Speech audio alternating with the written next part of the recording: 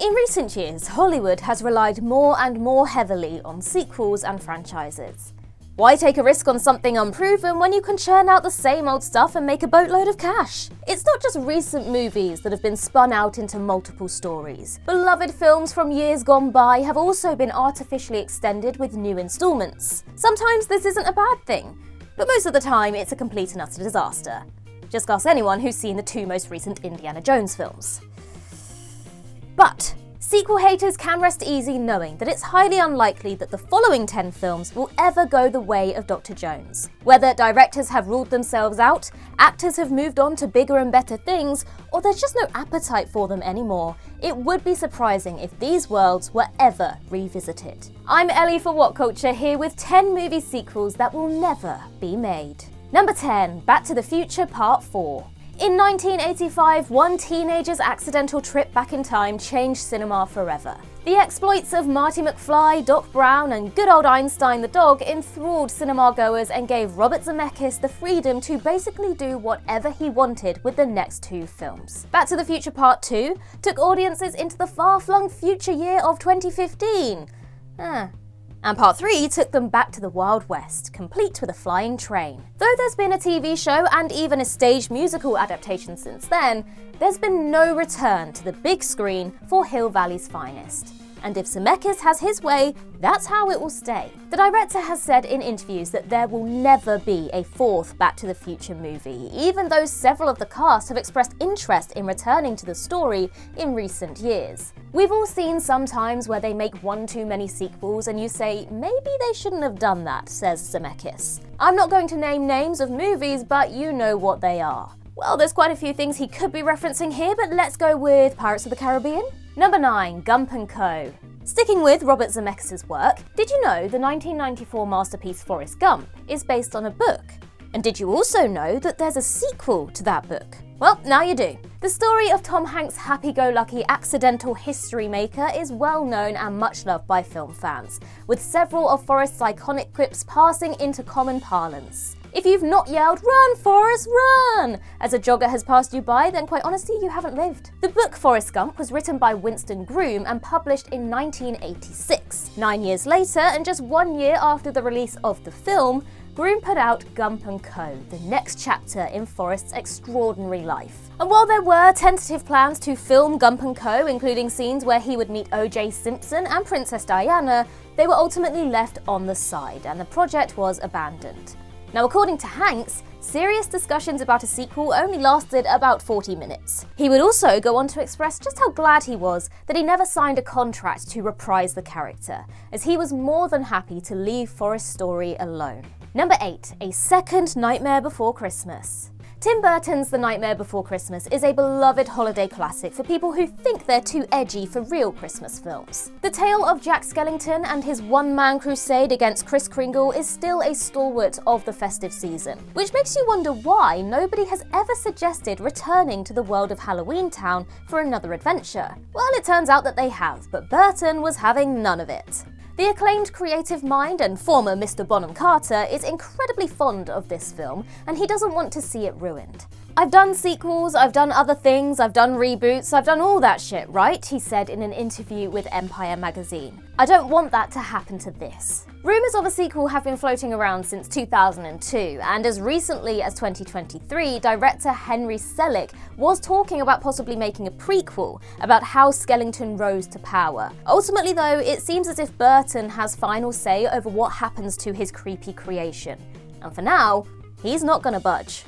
Number 7, Mystery Team 2. Released in 2009, Mystery Team is a teen comedy film about a group of amateur detectives who take on a case that's far beyond their capabilities. It wasn't a record breaker or anything when it came out, but it got decent reviews and retains a strong underground following to this very day. However, as a historical artifact, it's utterly fascinating. Mystery Team was made by Derek Comedy, an internet-based sketch troupe who were among the first to take advantage of the web to promote their stuff. The group was made up of director Dan Ekman and actors DC Pearson, Dominic Dierkes, and a young man by the name of Donald Glover. You may have heard of him. Not only did Mystery Team give a first big break to the future childish Gambino, but it also features the motion picture debuts of Ellie Kemper, Ben Schwartz, and Aubrey Plaza. In short, this film's cast is stacked. Basically, a proper sequel to Mystery Team would require a lot of very famous people to give up their time and work on something that, in all honesty, probably wouldn't be worth it. This cult classic will likely stay just that. Number 6, Ratatouille. Get it? Ratatouille. I'm sorry. I'm so sorry. A film about a rat in Paris who controls a human by pulling his hair and lives out his dreams of becoming a chef kind of sounds like the ramblings of a madman when spelled out on paper. But in reality, it's one of the best animated movies ever made. Pixar joints don't always get sequels, but Monsters University, The Incredibles 2, and Toy Stories 2 to 4 all exist. But Ratatouille has remained untouched since 2007. Thanks largely to its director Brad Bird. The man behind the aforementioned Incredibles movies, as well as the Iron Giant and weirdly Mission Impossible Ghost Protocol, gave an interview in 2018 where he said he had no desire to revisit the kitchen at Gusto's. That story is told, he said, before adding, "No one apparently wants anything new anymore. I'm a little at odds with society on that." So a Ratatouille sequel doesn't exist because its director doesn't believe in sequels. But he did direct The Incredibles 2. Maybe there's hope for the cuisine-loving rodent yet. Number 5, The Witch 2. Whilst on the subject of film debuts, let's talk about the movie that introduced the world to Anya Taylor-Joy. The Queen's Gambit star first rose to prominence playing the lead role in Robert Eggers' The Witch. Taylor-Joy stars as a young woman in colonial America whose family is haunted by a supposed spellcaster in this gripping folk horror. The film did well, made a star out of its lead, and set Eggers on a path that would lead him to movies like The Lighthouse, The Northman, and the upcoming Nosferatu remake. And yet, he has no wish to return to his first film. Eggers was extremely blunt when giving an interview about a possible Witch sequel to Entertainment Weekly, stating, "If I wanted to know what happens after the last shot of the film, I would have made a longer movie." Well, that sounds pretty definitive, and considering how busy the man has been since this movie came out in 2015, it looks like he's going to stick to his word. Fans of Black Phillip will have to get their goat fix somewhere else. Number 4, the John Carter Trilogy. It's quite comforting to know that even a company as big and successful as Disney drops a real clanger every now and then. One of the biggest flops in the history of the House of Mouse is 2012's John Carter, the story of a Confederate soldier who finds himself mysteriously transported to Mars one day. Also, Edgar Rice Burroughs, the author of the original books, is in it, for some reason. You can see why it tanked. The film didn't review horribly, but a bare-bones marketing campaign saw $200 million drop out of Walt's bank account. Nowadays, you rarely hear about Mr. Carter or his Martian exploits, but this wasn't always the plan. This was supposed to be the start of a franchise, with at least 2 more films planned by director Andrew Stanton. Unfortunately though, nothing could survive a box office mauling that savage, and now there's basically zero chance of this trilogy ever getting made. Stanton's career recovered nicely though, as he went on to direct Finding Dory. And as for Taylor Kitsch, the actor who played Carter, he has expressed interest about returning to the character several times. Honestly, let it go, Taylor. It's never gonna happen. Number 3, Fantastic Four 2. The 2005 Fantastic Four film, featuring names like Jessica Alba and a non-buff Chris Evans, was a great little flick, especially for a pre-Iron Man superhero movie. Alas, as they were owned by 20th Century Fox, Marvel's first family missed out on the initial MCU action, so had to contend with a reboot in 2015.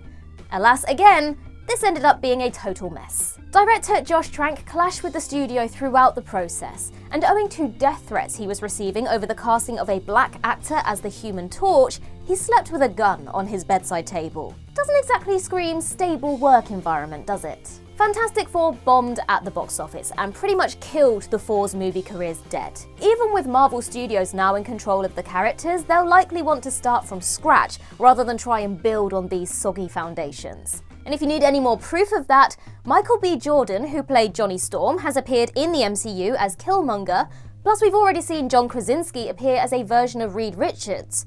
And of course, Chris Evans is Captain America. But honestly, the quality of the first film should just be proof enough. Number 2, Kill Bill Volume 3. Across his long and fruitful career, Quentin Tarantino has only made one sequel. And he only did that because the studio wouldn't let him make it one long film. Kill Bill Volumes 1 and 2 were shot at the same time before getting chopped up into 2 movies that were then released 6 months apart. Uma Thurman stars as the sword-wielding bride hell-bent on bringing the eponymous Bill to justice after he tried to kill her. Her version of justice is chopping his head off, just in case you were wondering. Considering there are already 2 parts to this tale of violence, revenge, and inappropriately named cars, fans have long wondered if Quentin Tarantino will ever return to round out the trilogy. Well, the answer is no. No, he won't. Though he had spoken before about bringing the bride back and perhaps casting Thurman's own daughter Maya Hawke as her in-universe child, Tarantino stated in 2023 that Volume 3 was never going to happen. The auteur is said to be working on his final film called The Movie Critic, but come on, when has anyone actually stepped away from show business and then stuck to it? He'll be back. Number 1, a 4th Dark Knight movie. Between 2005 to 2012, the world fell in love with Batman again thanks to the excellent work of Christopher Nolan, Christian Bale, and everyone else involved in the Dark Knight trilogy. Finally, something to wash out the taste of that god-awful George Clooney movie. Batman Begins, The Dark Knight, and The Dark Knight Rises brought some serious new attention to the Caped Crusader, with the middle portion of the triad still held up as a prime example of superhero cinema. The final movie left things on a nice note, with Bruce enjoying retirement in Italy, but that hasn't stopped fans from theorizing how he could return at some point. Well, stop it, because the chances of that happening are slim to none. Warner Brothers actually offered Nolan the chance to make a 4th Batman film, but the British director declined. According to Christian Bale, he told the producers, "We have to stick to Chris's dream, which was always to hopefully do a trilogy. Let's not stretch too far and become overindulgent and go for a 4th. It's now many years and at least 2 Bruce Waynes later, so I would say it's pretty safe to assume that this particular bat has been permanently grounded.